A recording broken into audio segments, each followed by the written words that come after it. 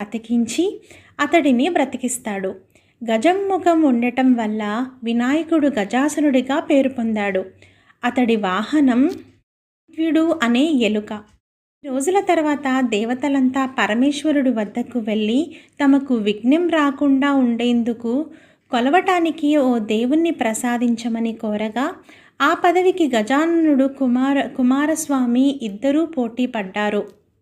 ముల్లోకాలలో పుణ్య నదులన్నిటిలోనూ స్నానం చేసి తిరిగి మొదట వచ్చిన వారే ఈ పదవికి అర్హులు అని చెప్పగా వెంటనే కుమారస్వామి నెమలి వాహనం ఎక్కి వెళ్ళిపోయాడు.